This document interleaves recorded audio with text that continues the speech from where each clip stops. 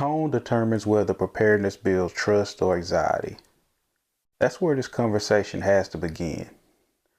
Because the truth is, you can have the right plan, the right resources, and even the right intentions. But if your tone is off, people won't hear wisdom. They'll feel fear. As pastors and church leaders, you're not called to lead people into fear. You're called to shepherd them with clarity, steadiness, and trust. Preparedness is not about panic. It's about stewardship.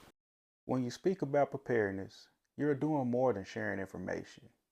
You're shaping how the church feels about the future. People are already carrying enough uncertainty in their daily lives.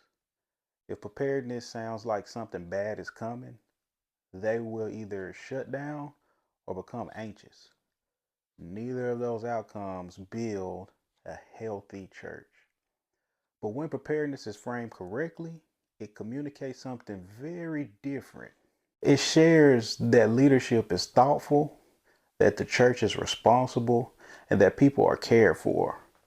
Tone is what determines that difference.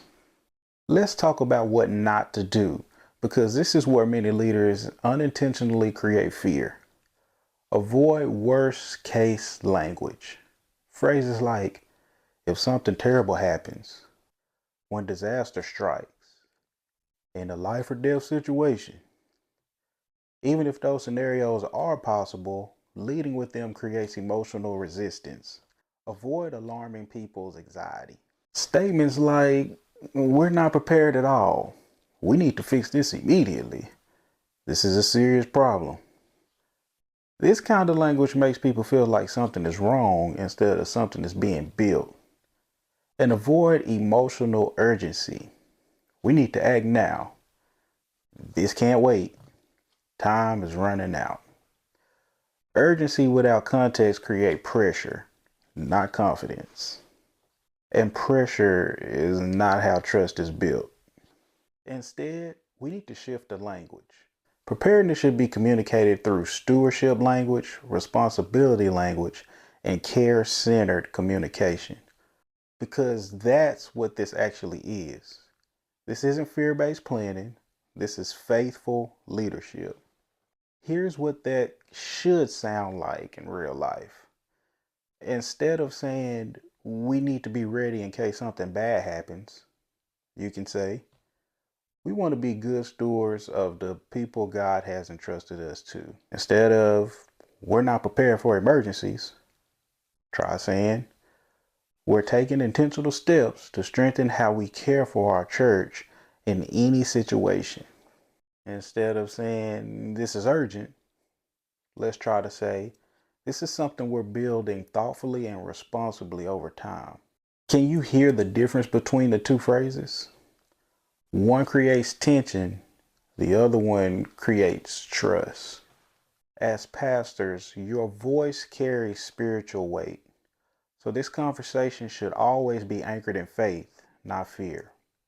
Preparedness aligns with biblical stewardship. It reflects wisdom, not worry. You're not preparing because you expect something bad to happen. You're preparing because caring for people well requires foresight. This is about being steady, not reactive.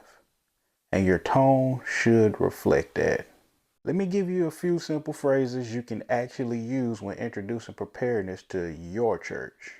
As a church, we want to be thoughtful about how we care for one another in every situation. Part of our responsibility as leaders is making sure we have plans in place that support and protect our people. This is about strengthening what we already do well, caring for our church family. We're taking small, intentional steps to be more prepared, not because we're worried, but because we're responsible. Preparedness is one way to live out our commitment to stewardship and care. These kinds of statements lower anxiety and increase trust. They make preparedness feel normal, not alarming.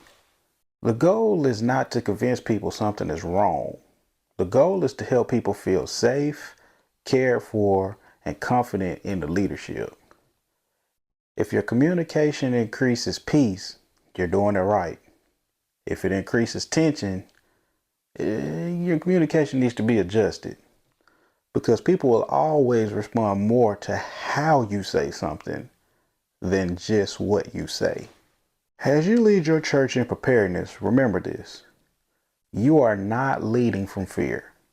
You are leading from responsibility. You are not reacting, you're building. And the way you communicate that matters just as much as the plan itself. Preparedness should feel steady, not reactive. Grace, peace be with you.